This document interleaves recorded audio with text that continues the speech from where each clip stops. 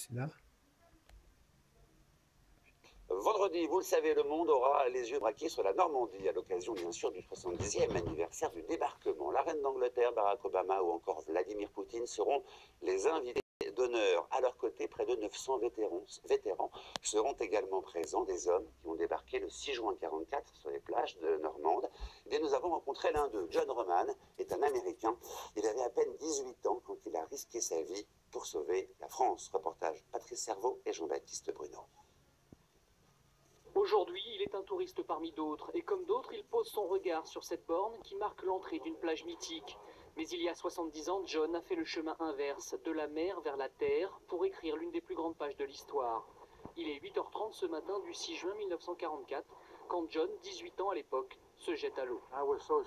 J'avais si peur. Quand ils m'ont dit de sauter en dehors de la barge, tout ce que je voulais, moi, c'était atteindre la dune là-bas, pour pouvoir me cacher. Débarqués avec la 4e vague d'assaut à Utah Beach, John et ses camarades subissent encore les tirs des soldats allemands.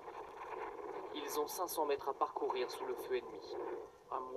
J'avançais avec quelqu'un à ma droite et soudain il a porté la main au côté. Il est tombé, j'ai regardé à ma gauche, un autre a fait la même chose. Et je me suis posé cette question, pourquoi celui-ci est touché, pourquoi celui-là a reçu une balle et moi je n'ai rien. John aura moins de chance quelques jours plus tard lors de la conquête du Cotentin. Une balle lui brise la hanche, il s'en sort après 3 jours de coma. Du 6 juin au 21 août 1944, la bataille de Normandie a coûté la vie à 37 000 soldats alliés. Et près de 10 000 soldats américains reposent ici au cimetière de Colville-sur-Mer, dont quelques-uns de ses frères d'armes. Il y a tellement de tombes ici. C'est très dur pour moi de vous expliquer. J'aimerais vous expliquer davantage, mais c'est très dur. John, qui quelques mois après le débarquement, croisera l'amour sur le chemin de la guerre. En décembre 1944, en permission dans les Ardennes à Charleville-Mézières, au cours d'un bal, il aperçoit Jacqueline. Mais ce soir-là, cette dernière oppose une certaine résistance. Je lui disais, je ne voulais pas danser avec lui, je lui disais non. Ma soeur, finalement, dit, mais danse avec lui une fois, et comme ça, il te fichera la paix. 68 ans après, on est encore là.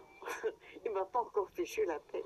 Jacqueline, qui sera encore à ses côtés jeudi soir à Utah Beach, John y recevra alors la Légion d'honneur.